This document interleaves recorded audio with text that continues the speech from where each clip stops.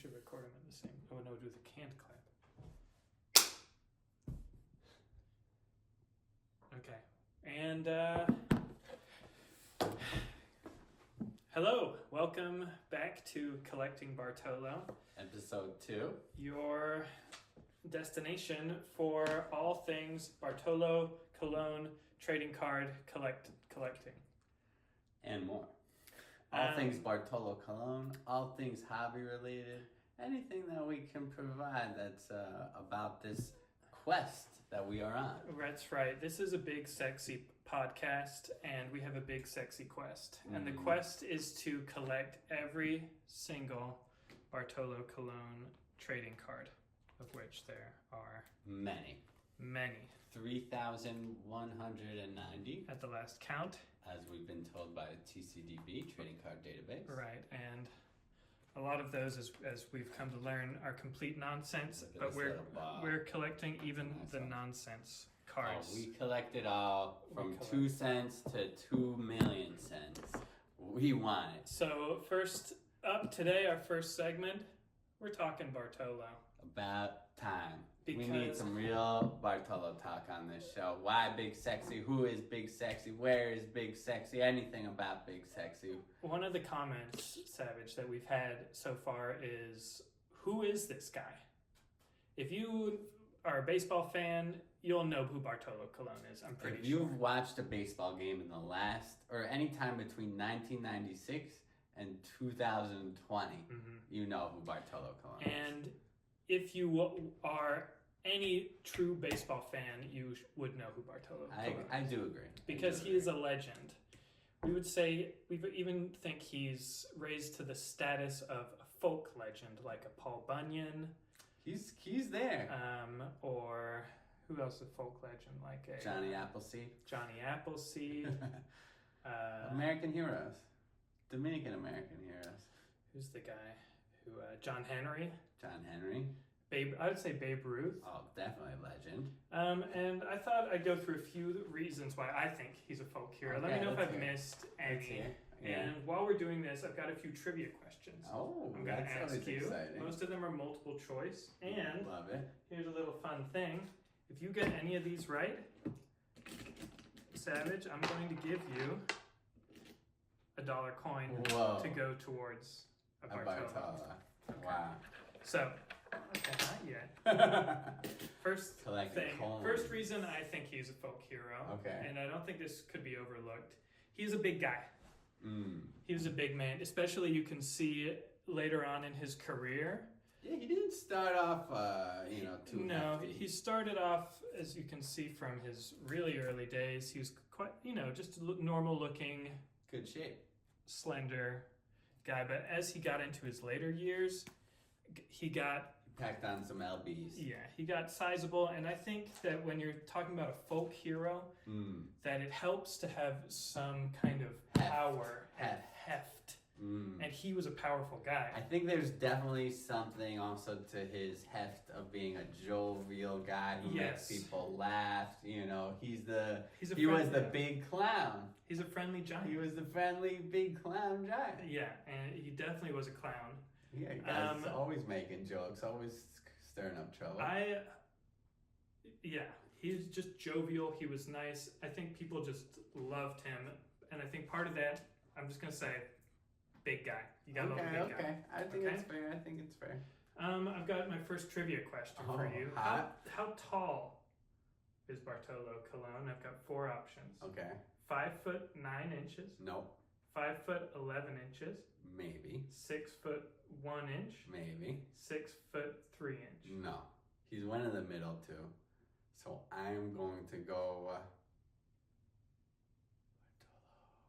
Bartolo, are you above 6? Are you above 6, Bartolo?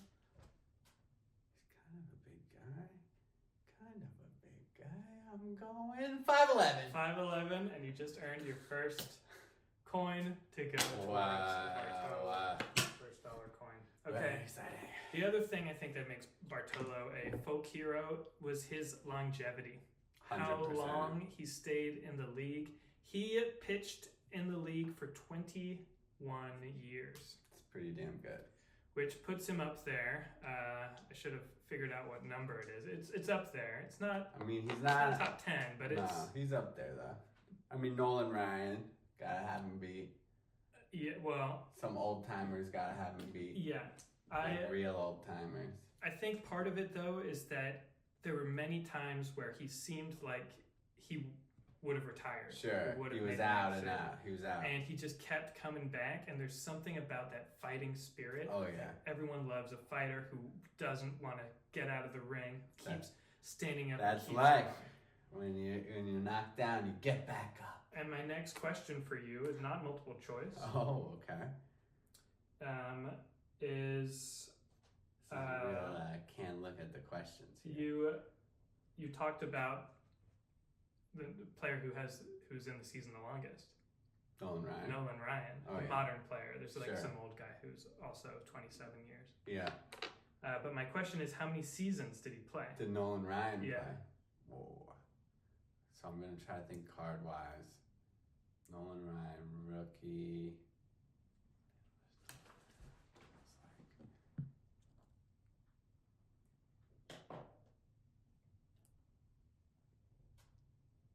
I'm gonna go 24 seasons. 24 seasons. You were really close. It was actually 27 seasons. And I think I might have actually accidentally even said it Unbelievable. when I was reading the question. 27 seasons. Okay, no coin for you. Number 3 reason he's a folk hero. He had an immortal baseball moment. The home run? The home run is a moment that will stand the test of time. It will be watched for as long as people are watching he baseball. also, like, Bartolo had many, many sides, many moments to his career, many chapters. That's the word I'm looking Oh, for. yeah. And I would say the Mets chapter late in his career was such a revival. Yeah. And the amount of juice he got from the Mets team, from New York, from fans all over the country, everyone was so excited for him all the time. I learned recently he retired as a Met. Wow. He went to some other teams after the Mets. He But came back just to retire as a Met. When you think of the end of Bartolo's career, you think the last chapter, even if he went to 2 more teams after, you think about the Mets. He had a resurgence as a Met. He was an all-star as a Met. Wow. He had his moment hitting that home run as a Met. Oldest guy ever to hit a home run. Oh, he's the oldest person to hit their first home run. To hit a first home run, right? That's his record. And it's just, you can just watch that. It just brings a smile. Yeah, we were watching some Bartolo. I watch it once a week, probably. Him hitting that home run. Well, we were watching him making some jokes. What did he do with the bullpen? Oh, what about that other record we saw? That was an insane record. Most strikes in a row. He has also the record most strikes thrown in a row. Consecutively in a row. I think it's 38. It was insane. Like, I was just It's 38. getting up there. Boom, strike. Boom, strike. Well, this is the thing. He started off his career as a power pitcher, throwing just as fast as he could, and he was a little wild, but like 100 miles an hour consistently. When he came back, his second half of his career, he turned into a totally different pitcher, where he was all about the 2-seam fastball, control. Using the mind. 88 miles an hour. Yep. And he kept it at 88. He had the most control at that speed. Yeah. And he was a totally different pitcher. It's like Greg Maddux, one of the greatest pitchers, modern pitchers of all time. Maddux didn't throw the hardest, didn't have the best stuff, even though he had great stuff, but it wasn't the best. But he could throw the ball wherever you wanted on a dime. And he's like, do I want this guy to ground out to third base? I'm going to throw it outside, the whole way, right there, and then the guy's going to make soft contact, boom. And that's what Bartolo learned to do late in his career. He became a smarter... He became a pitcher. He wasn't a thrower, he became a pitcher. And part of his strategy was throwing strikes. Yeah. Just strike. He loved throwing strikes. He hated walking batters. Gotta love it. And he got that record without even realizing it. He was cruising. The rest of the people in the dugout knew and weren't talking to him. And he was just like... in the zone. Didn't even know that there was a record. Because some of them were balls, but they'd gotten hit. And some foul balls. Off. Yeah, some foul balls. Okay, since we're talking about Bartolo... why don't you show us... No, we'll get to that. So we're talking about his big moment, his big home run. My next question, okay. how many hits did Bartolo have in his career? Oh, this is a multiple choice. Yeah, okay, good. I need choices. 14. Okay. 25. Okay. 37. Okay. 51. Definitely not 51. That's way too many. So what are the first three? 14. Okay. 25. Okay. 37. Okay. 14, 51. 25, 37. I'm going to still say 37 is too many. So that means it's 14 and 25. Okay. I think 14 is too little. I'm going 25. 25, you just earned your second. Oh, Good job. this guy knows Bartolo. Okay. And we'll just go through the other ones really quickly. He had an incredible nickname, which he also got while he was on the Mets. Was that on the Mets? It was. That was that lady. You know who gave him that nickname? Who? No, Syndergaard. Syndergaard. Thor. Yeah. Thor is giving out nicknames. Good for Thor. Here's some other things. He came from humble beginnings. Of course. He grew up picking coffee on his dad's Dominican, poor kid. He's super charitable. Yes, he is. Got arrested for playing baseball, sneaking on and playing baseball on a field when he was a kid. Wow. Grows up, buys the baseball field. Wow. Turns it into a baseball academy where kids live and play baseball all day to try to make it to the majors. I hope those aren't the kids at the other academies. We're not saying Bartolo's academy is totally kosher, as we know, but there are some questionable academies are out there? there. Well, I really there have been some big deep dives into like widespread abuse into like these crazy Dominican academies or wherever over there. Really? Like it gets really bad, but obviously we've heard nothing about Bartolo, so this has nothing to do with Bartolo's beautiful academy. Okay, well, his heart is in the right place. Exactly. For sure. I would highly doubt Bartolo would want be involved in something involved, like that. And if he knew that it was going on, he would get rid of it. Because this guy, I know he has a heart of gold. I know he has a heart of gold. Okay. And he also, my last thing I put is he just has an X factor. Oh, the just old X factor. He just right? has a je ne sais quoi. How do I know all this about Bartolo? You might be wondering, and the reason is I recently on sale, it was on Amazon for 80% off. Wow. A beautiful book, big sexy, Bartolo Colon, Get a look here too. in his own words. And it's co-written by someone because his English is just okay. But just okay. it's a beautiful book. You get the camera back on here. It's kind of written like almost like it looks like a it looks like a young adult book. You can. By the look. I read it in about 3 days. Okay. But it's amazing because it really is him like telling his story of himself, and the things he decides to detail are really funny. There's quotes from people that he worked with. He talks about his different favorite players. I think his favorite pitcher might have been Nolan Ryan, actually. Oh. Great stories in here. We can go through more of these in future episodes. But that's talking Bartolo. So that's just some of the reasons why we're collecting him, why we love him.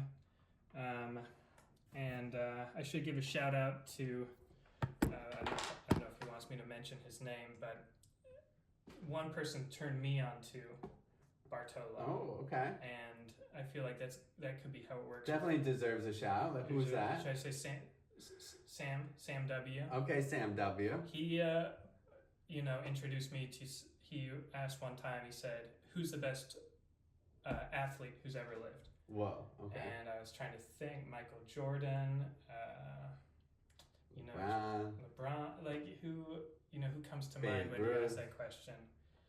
You go Tiger Woods, like where do you go with that question? He said no. The greatest player of all time is Bartolo Colon. Wow. And here's why. And he talked for over an hour. About this reason. We gotta get him on the show. Bring him on the show. At least we'll call him. We can get him on the podcast. I would love to have him. Okay. I'll finish off with one more trivia, then we'll move on to the next. Okay, one more. Okay. How many teams? We know Bartolo was in the league for a long time. How many teams did Bartolo win against? How many teams did he get a win against? Okay. You know how many teams are in the majors? 30. 30. Okay, so I'll give you multiple choice: 27, 28, 29, or 30. Wow. Going 28. 28, you're 2 off. 30? 30, he did. Wow. He was the 18th player to get a win against get everybody. a win against every team. And That's that's very an cool. exclusive list and also a really cool list. Very cool list. You gotta have longevity for that list. Okay, but no coin. And we're back. All right. Episode 2, part 2. Technical snafus. Part 2. Technical snafus, but we're like Bartolo. You know, you can't keep us down. I get knocked down, but I get up again. I keep going, and I'm pitching. Someone once told me that Chumbawamba's I Get Knocked Down was Bartolo's favorite song, and I choose to believe that's true. Wow. He doesn't say his favorite song. If we ever get him on the... I'm keeping a list of questions for Bartolo. That's a really good one. Thank goodness. Favorite song, Bartolo. Okay, we're on to State of the Endowment. So as you have maybe heard in episode 1, Will represents a consortium that is running the endowment, which is the Bartolo Cologne collection and quest for every card. That's true, thank you. The State of the Endowment is, I will post it, it's official. This is where we're at. We have collected 150. We've got the video. We've got the edited video. 150 of 3190 cards collected. Pretty good. 4.7% complete. Pretty good. And that puts us at an estimated valuation of $38.36 according to Trading Card Database. And you know what we say to Trading Card Database? You And can take that number and shove it up your something. They're pretty. I think they're. Really hope they're not overvaluing it. It seems like a huge undervalue to me. It seems like a moderate undervalue. My estimate's at $101.25. My estimate's gonna be $77.62. 77.62. Mm-hmm. Well, the real answer is that it's priceless. You cannot put a price on this. It's not for sale. So That's the answer is actually priceless. The endowment. Is actually worth. But infinity. usually with endowments, like I guess you do never sell them, but somehow you're able to leverage that to get new money somehow. And maybe one day we'll be able to leverage this collection into buying really other stuff, because really that's how endowments generally work. We'll have to run that by the treasurer. Hopefully we can get the treasurer on this podcast. Yeah, we could use soon because we need some financial advice. And Savage has already spent his $20 and he needs more money. I've spent over. I think I went 80 cents over. Wow. Well, that's coming from your pocket, I'm afraid. But that's a generous gift from Savage, and that's why he deserves more money to buy Bartolo's. Oh, I can't wait to show you my because the truth is, nobody else is buying them. It's just the two of us buying them right now. So what gives? Where are the people joining the quest? Where's the support? Where if you want to call yourself a part of the endowment, you have to contribute to the endowment. If you don't contribute to the endowment, why do you call yourself part of the endowment? Right now, that was a direct accusation or call out at the people Will represents. If they're listening, that was for you. That was shots fired. Shots fired. If you're not part of the endowment, you can just enjoy the shots fired. Yes. Yeah, we don't expect you to do anything. But we would love it. Listening is a great blessing. privilege. A blessing. Okay. We have a list of the top 15 Bartolo Cologne collectors according to Trading Card Database, which is what we are using as our best estimate of ranking. And right now we are number 13 on the list, which means we have a ways to go, but here's the good news. Number 8 is within sight. Savage thinks we can get to number 8 by year's end. Now that is a goal. That I think it's lofty. That's for a year based on my calculations, or for a month rather, based on my calculations, which is not too lofty. If we had a little bit of help. Okay. Just a little bit of help. Okay. Well, we're at 150. If we can just get to 153, we'll then be in 12th place. Mm-hmm. And if we can get to 160 cards, that's just 10 more than we have now, we would be in 10th place. We'd have cracked the top 10, and that's important. I agree, but I think we have to aim higher. Savage needs to be the best, and that's why he is essential to this quest, because without him we would be flailing like minnows in the sand, just flopping around. Wow. That's quite Okay, an image. next up we have a new card alert. Boom. The endowment's always growing, and I actually have 2 new cards to show. One of them, believe it or not, is not a Bartolo. Well, yeah, it's not a Bartolo. However, it is a Cologne. Wow. It is his younger brother, Jose Cologne. Jose. Who played in the minor leagues. Hermanito. Who played in the minor leagues. This is one of the ugliest cards you'll ever see. The back is completely like bleached white. It kind of looks like what you might come with a cereal box or something. Definitely would be free. I don't think anyone would have paid for this card. Did you pay for it? Well, I paid for it, of course, because, you know. Why not? Because someone had stored Jose Cologne. Everybody needs a brother. Jose Cologne has 7 cards. Bartolo has 3,190. Jose has 7. Should we add Jose to the list? So I think we should consider adding Jose to the list. Okay. As good to have the hermano in with Bartolo. I think he'd love to have his brother in there with him. I actually have no idea what his relationship is like with his brother. That's not another really question to ask. But he loves his family, so I'm sure they're really close. I would think they're really close. He loves his family. Look, actually, I think the last photo is him and his brother. Wow. So let's just take a look. Oh, the last photo is so cool, actually. Look at that. Like him with the basketball? That's awesome. What other cards do you have to show us? Look at this. There's him and Jose, pretty sure. Okay, so here is an original card, just a basic card. You got the video. No, well we're redoing the audio though. Mm-hmm. This is the basic A's. Yeah, but you don't need to show it. Oh, I see what you're saying. Yeah. You got Target. All right, someone in the endowment gifted this card to the collection, and I can't remember who it was, but thank you to that person. This is a great card. It's Bartolo on the A's, wearing number 21. Oh. Now Bartolo, as you know, is a number 40 man. He wore 40 at every opportunity. If 40 was not available, he switched to number 21. And I think it happened on the A's and the Angels, I want to say. Angels. Pretty sure. Not positive. Interesting. Anyway, this is a cool card because it's him wearing number 21. The back, as you'll see, full stat list. So it takes us through Bartolo's journey thus far. Gotta love a full stat list. From the especially Indians. a guy like him when he's got a lot of stats. You can just flip this around and remember, oh, there's Bartolo on the Indians, making the All-Star team his first season, being traded to the Expos when the guy promised he'd be an Indian for life.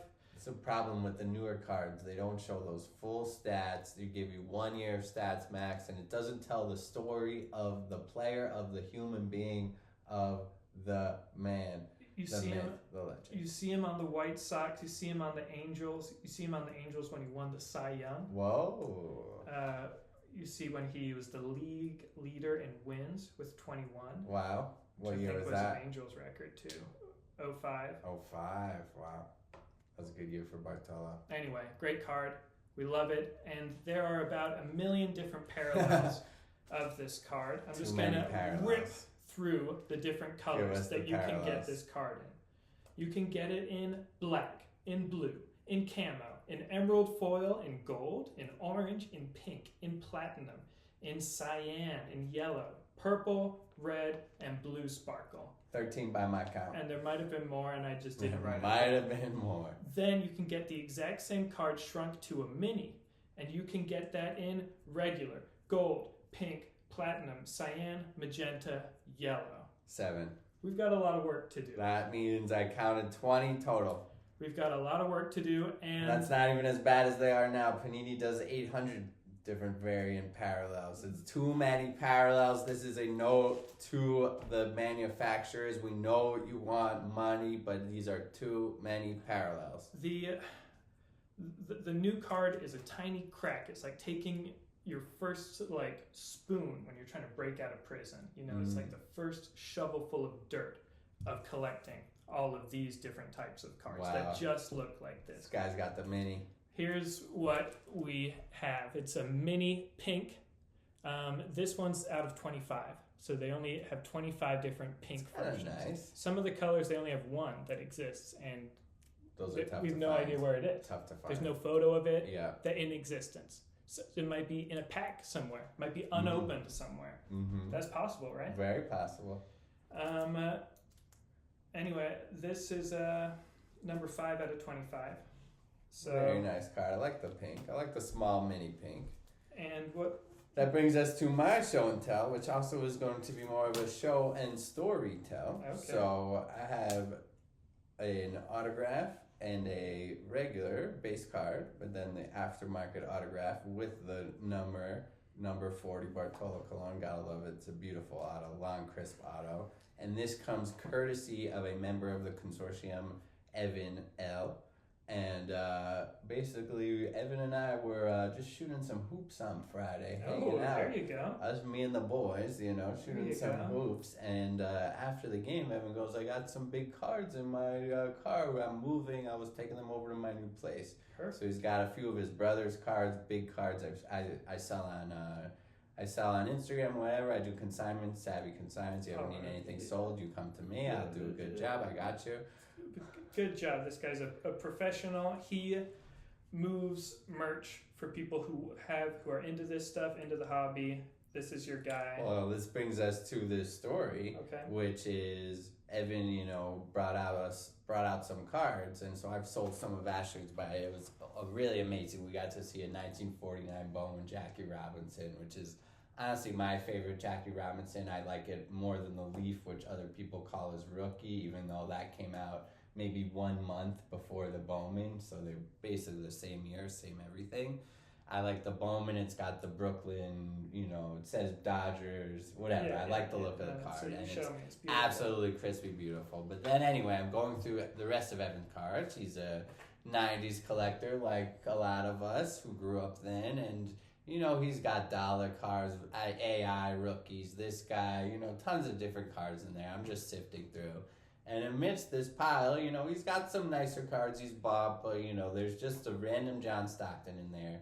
And I take a look. I'm like, is this a rave? And I turn it around. I see it's numbered to 150. Turns out this is an 1998 Skybox Thunder Rave, which for basketball is an extremely sought-after set. Extremely rare, very faked, very hard to find, and honestly one of the rare cards you'll find in the 90s. And lo and behold, I post a little video to my Instagram account. I get a couple of people reaching out. Can I pause just for a clarifying question? Yes. Okay, so this rave card that is in Evan's collection. Yes. Is it like how there's like a regular card and there's like a version of that card? So basically it's the same looking card almost, except maybe this will be sparkly. Some little thing will be sparkly on the front, his name or something. Okay, so they're even more identical. And exact same size, exact. And then in the back though, they'll have a numbering, serial numbering there to 150. But the front will have maybe like the Topps logo, instead of being totally silver, will be like a silver sparkle or something. Okay. Honestly, I haven't seen many of them before, so this was one of my first times holding that card, if not first ever. And anyway, I had a couple of collectors reach out, big time collectors, one from Taiwan, one local, and within 36 hours we had a deal for a few K cash at Evan's house. And the John Stockton went to a great collector. He was really a wonderful buyer, great to deal with, smooth, easy, all you could ask for. And it's really the dream there, is looking through your old cards that you've looked through 150 times before. But on the 151st time that you're looking at it, you're like, wait a second, and you strike gold. So Evan struck gold, and I was busy doing that with him this morning, closing that deal for him. But I didn't bring anything of mine, but I was able to bring his autograph cologne. Well, these gems are out there, and it takes... They are. But the thing is, it takes a very discerning eye, because exactly right. 100 people would have looked through those cards, thought they were cool cards, maybe worth a couple bucks here and there, but you were the one who saw exactly this right. is I know this This set, is the one. that, This is it for whatever reason. This is the card, and that's exactly right. You were right. You need a keen eye. You and need a keen eye. You made a great deal happen. So congratulations. Well, it's my pleasure. Good job. Thank you. You're a businessman. You're a businessman. So moving on, that's Savvy Show and Tell, and my new card for the week.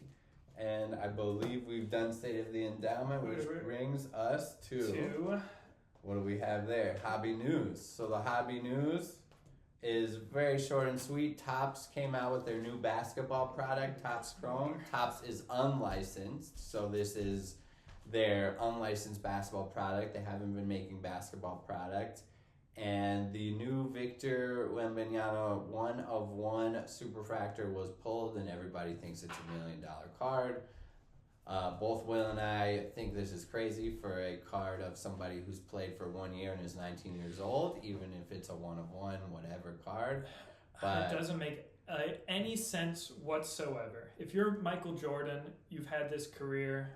Even Michael Jordan doesn't make sense. Michael Jordan could still make cards, could still make different merch and stuff. The Jackie Robinson, that makes sense for $1 million card for me. Someone who's just played for 1 year, they make a little card with like a piece of their shoe and it's worth $1 million.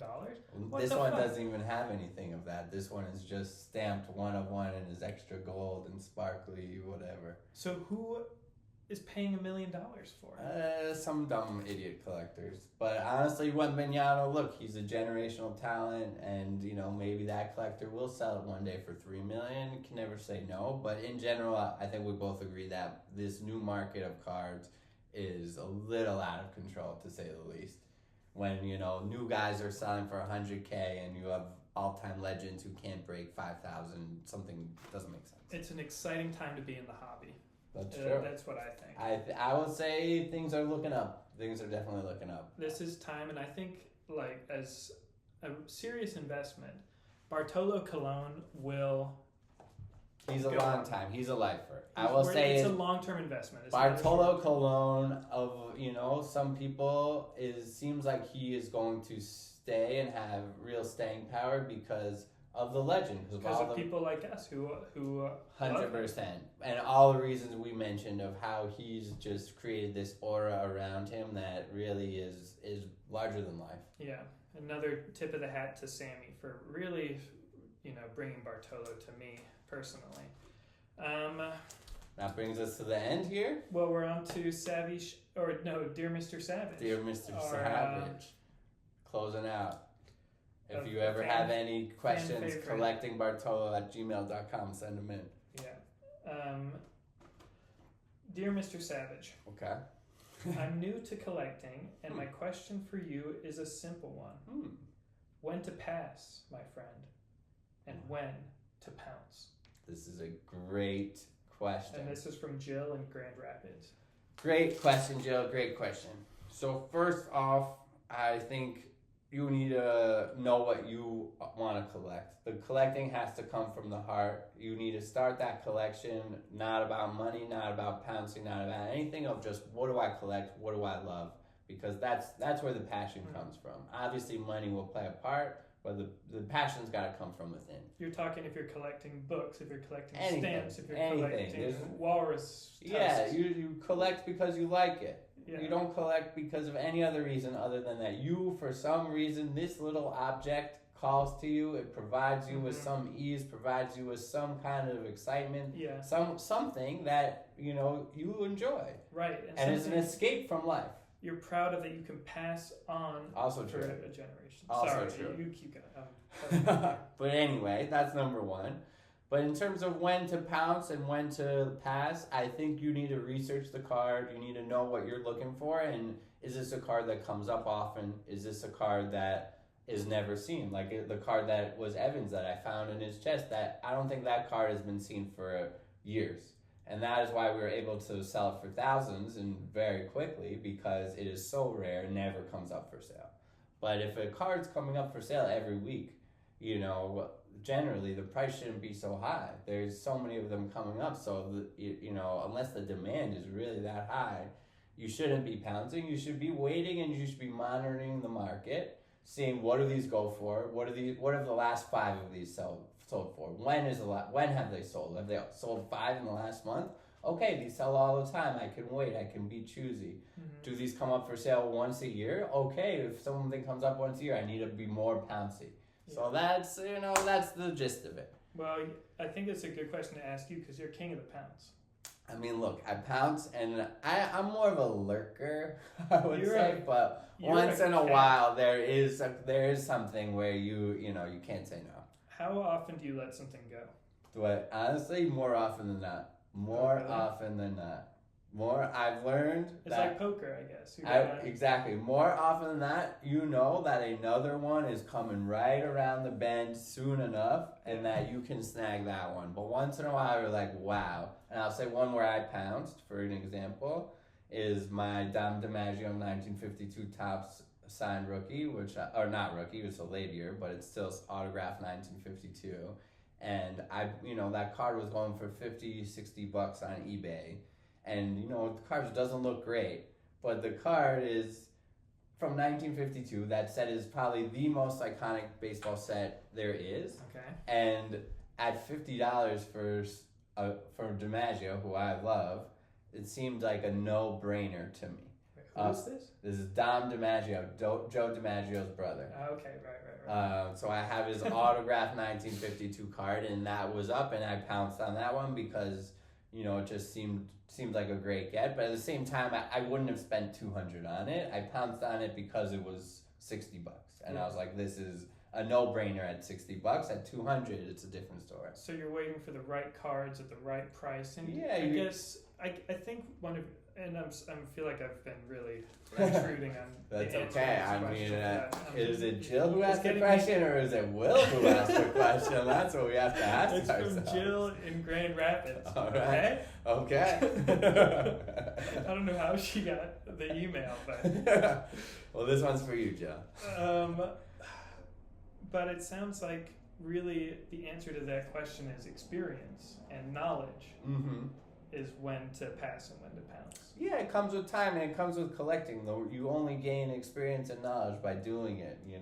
Obviously you can search and research, but by the more time you spend, the more you know. And even for me, it's been a fun journey these last few years, learning more. And honestly, I'm not sure, but I certainly know I've looked at some of Evan's cards before. I don't know if I've looked at that card before and just didn't notice it myself. But I do know that I did notice it this time, and I've certainly learned a lot over the last few years to make that happen. You need someone with a discerning eye who knows the market, and that's you, and that's why you're essential to this journey. And without you, it would never even proceed. If you have a question, you can always email us at collectingbartolo@gmail.com. That's right. Or leave a comment on the YouTube. Big Sexy is gonna be with you, and we're still waiting for our life-size poster and to have Big Sexy on the podcast, which will happen soon. We'll leave a link for the book and for the for our collections. You can see if you want to buy a card for us. If you want to join the endowment, or join the quest, then you can make sure you're not buying a dupe. Very smart. Very smart. Thanks for watching. We'll see you next time. See you next time. This is Collecting Bartolo. Adios. Bye.